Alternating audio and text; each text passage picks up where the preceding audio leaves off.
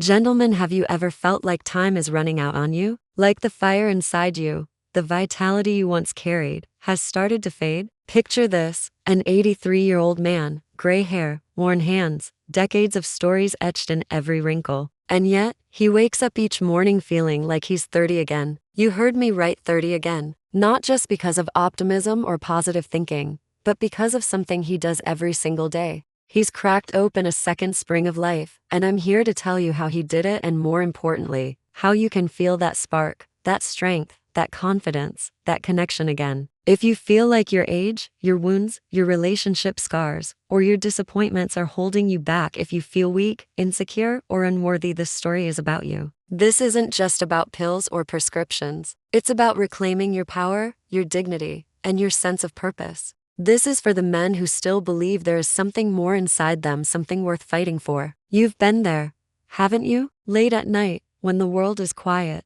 and your thoughts are loud, you feel a hollowness. You've faced heartbreak. Maybe she walked away. Maybe you let her go. Maybe you stayed but lost yourself. You look in the mirror and you see someone older, more fragile, perhaps less virile. You wonder if the passion has gone, if the fire is dying. You fear being alone, being inadequate, being forgotten. Every day you wake up with doubts. Will she still want me? Am I still enough? Am I still a man? That insecurity, that loneliness, it's real. You've felt the sting of rejection. You've questioned your worth. And sometimes you lie awake thinking, maybe this is all there is left for me. Maybe you're not 83 yet, under 20, 30, 40, 50, but the weight you carry, the fear you hold, the emptiness you feel, it's like you've aged decades in your soul. You ask yourself, what happened to the young me who believed in endless possibilities? Let me say this to you now, with full sincerity: what you feel is real. You are not weak for feeling broken. You are not pathetic for longing for that spark you once had. You are not less of a man for admitting that time, love, and age have left their marks. These feelings, they are human, they are raw, and they are honest. It's okay to feel afraid. It's okay to feel insecure. It's okay to feel like you've lost something precious.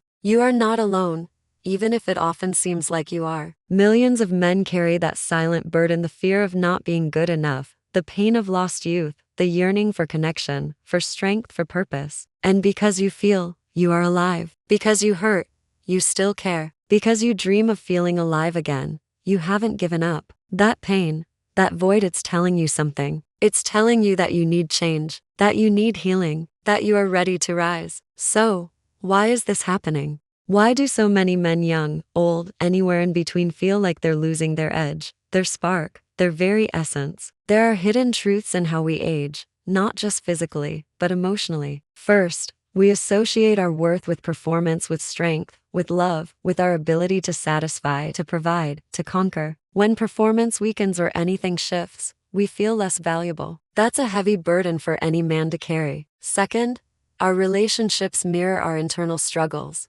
When you don't believe in yourself deeply, when you doubt your own masculinity or worth, it reflects outwards. You might avoid intimacy, or overcompensate, or shut down. The fear of rejection, again and again, shapes how you move in the world. Third, time and age, they bring wisdom, yes, but they also bring fear. Fear of decline, of being left behind, of no longer being desirable or needed. We see our youth slip, and we mourn the man we used to be. And worse, sometimes we mourn the man we thought we'd become. That's why you feel stuck. It's not just about your body, it's about your identity. It's not just about the nights when things don't work, it's about feeling like invitations to closeness are fading. It's not just about age, it's about losing the version of you that you once believed in. But here's the bold, unfiltered truth: right now, you cannot stay the same anymore. Not if you want to reclaim something, if you want to feel alive. Not if you want to love and be loved without reservation. Just like that 83-year-old man,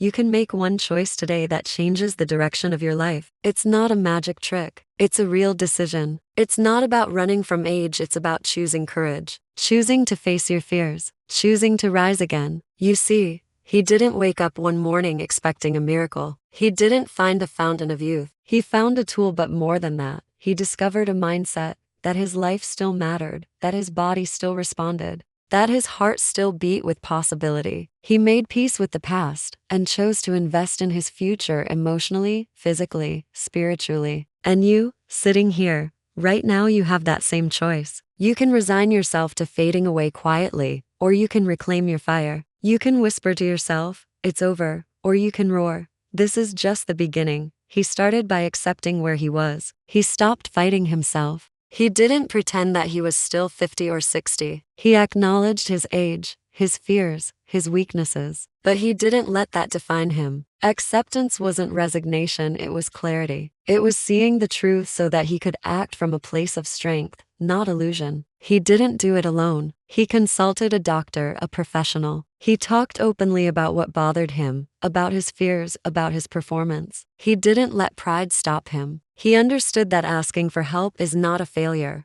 but a step toward power. And that's something you can do too. Reach out, get advice, get support. He made a daily commitment, not because he hoped for a miracle, but because he believed in potential, his own potential. That meant doing whatever was necessary, legally and responsibly in consultation with his doctor. It meant prioritizing his health, his connection, his well-being. He recognized that the investment wasn't about vanity, but about living fully. He didn't just rely on physical help. He rebuilt his confidence from within. He started small, walking again with pride, speaking with loved ones, engaging in moments of intimacy, in laughter, in joy. He practiced saying to himself, "I am worthy. I am alive. I still have value." And over time, those words became real, stronger than doubt. He allowed himself to be seen and sometimes to be hurt, but he also allowed himself to heal. He shared his fears, shared his longings, shared his heart. He didn't hide behind the facade of strength.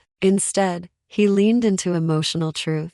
That vulnerability didn't make him weak. It made him human and more powerful than ever. Above all, he found purpose. He realized that this second spring was not just for himself, it was for the people he loves, for the legacy he wants to leave. He started telling his story to others. He became a living reminder that age is not a sentence, but a chapter, and that every chapter can be rich, full, and courageous. The man you were at 20, or 30, or 50, he was strong, yes. But the man you can be now, the man who has faced darkness and chosen to rise, he is stronger still. He's wiser. He's more compassionate. He understands what matters. Your time is not over. Your journey is not done. Your fire is not extinguished. It's being fueled right now, in this moment, by your courage to believe in yourself again. So, rise. Rise with purpose. Rise with power. Rise with love. Because this is your time to feel alive. This is your time to reclaim your strength. Now it's your time to rise.